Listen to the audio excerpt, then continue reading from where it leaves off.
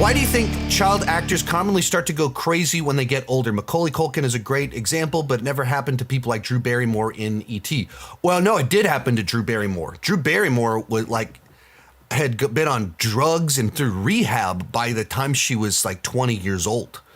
Drew Barrymore absolutely had a wild, insane phase, but Drew Barrymore recovered from it by her early 20s. So she did go crazy. Like you look it up. Like you interviews about her being introduced to hard drugs when she was like 8 years old and being an alcoholic by 13. And she absolutely had a crazy phase. She absolutely did in the late 80s, early 90s, but she was able to overcome that and end up in Poison Ivy, Scream, Wedding Singer, and has had a very successful adult career as an adult. So why do you think child actors commonly go crazy? I think the answer is as simple and obvious as you'd think. Hollywood and fame are not healthy for children. And the scenario under which a child would be pushed into child acting probably means that there's a little bit of parents seeking fame and glory through their child. There's a little bit of bad parenting going on. Certainly this is not universal. That's why there are examples of people that are fine. But if you have a scenario where you have an 8-year-old Drew Barrymore who is basically unsupervised going to Hollywood parties, what happens? She's introduced to all sorts of things she should not be introduced to. Hollywood is known for being a world of decadence. I don't want to go down all the conspiracy theory stuff, but there absolutely is pedophilia, corruption, all those things in there. Not going way down the rabbit hole, but denying. I mean, that's in all society. And so in a place where there's a lot of power and corruption, there's going to be more of it. And so just all of these ways that you're putting children into very nasty situations. And during the formative years where you need to be anchored to reality, you have become a commodity that is very profitable for people of power. If you're Macaulay Culkin and you're 10 years old in 1991, you are going to make big studios hundreds of millions of dollars. They don't care about raising you in a healthy manner. They're telling you whatever you want. They're giving you whatever you want.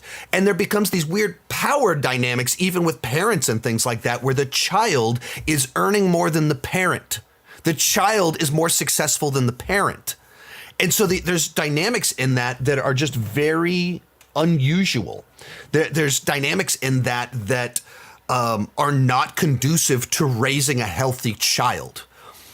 Going back to what I said earlier, so if the parent in said story is not a very strong parent, you're in big trouble.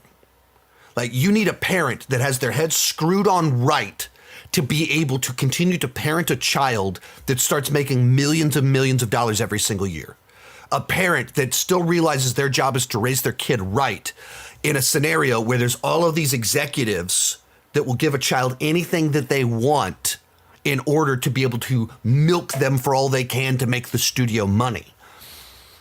Like, that's the environment. Fame is not healthy for most people.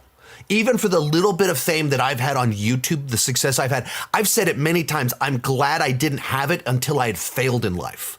Failing in life screwed my head on straight, so when I had success, I'm grateful for it. But imagine if in your formative years, where you are trying to figure out life, figure out boundaries, figure out right and wrong, everywhere you go, people cheer for you. Everywhere you go, people are just gushing over you. You go in a room with powerful people that control hundreds of millions of dollars, and they're telling you everything that you want to hear. And you're 10 years old. You're 12 years old. It's just not the right way to raise. It's not the healthiest environment. It's not the most controlled environment to raise a child. And you have to have great parents on the front end of that protect the child. And the reality is, a lot of parents that push their kids towards child acting and child stardom, they're chasing fame and stardom themselves. They're not healthy people. they're not balanced themselves. And so they are drawn in by the allure of fame and money. And they're kind of exploiting their own child for that. So then you have a scenario where everyone is praising a child. Everyone is giving them whatever they want. There's no boundaries. There's no restrictions. They're being paid millions and millions of dollars. Everything is yes. Nobody says no. And the parents are all a part of that. What's that going to do to a person as they get older? How have you properly been socialized? How have you properly been taught boundaries in that scenario?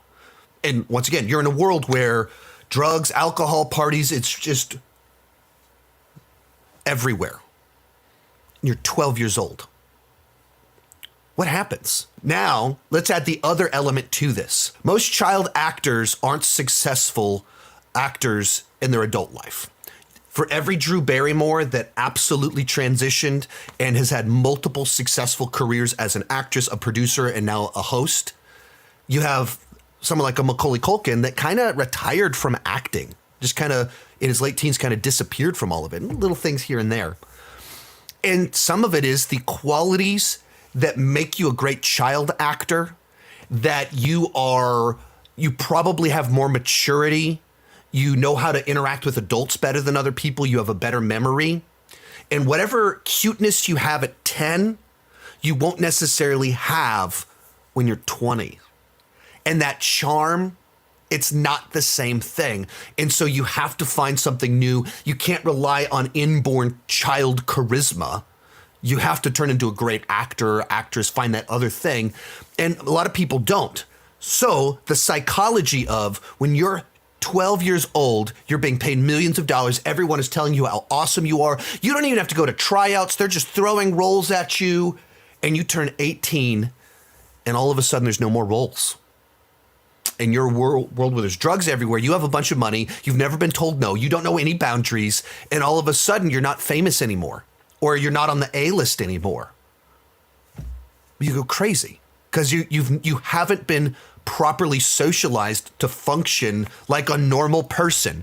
You lived in a fantasy world of everyone telling you yes, everyone telling you you're great. Everywhere you go, people are like, hey, look who it is.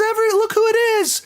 You don't know how to function as a person. You only know how to function as a star, and you're not a star anymore. So your world crumbles underneath you. So it's like all of that stuff at once. There's all of these different elements that kind of tie into it. And that's why you'll have a lot of child actors that say, I would never want my kid to be an actor because it's a really bad world to throw a kid into. It's not a healthy way to raise a kid. There are people that are raised properly, that transition properly and manage their careers really well. And there's so many examples of people that just get swept up in the world of fame by age 15, and then they're washed out and on drugs and in rehab by age 20.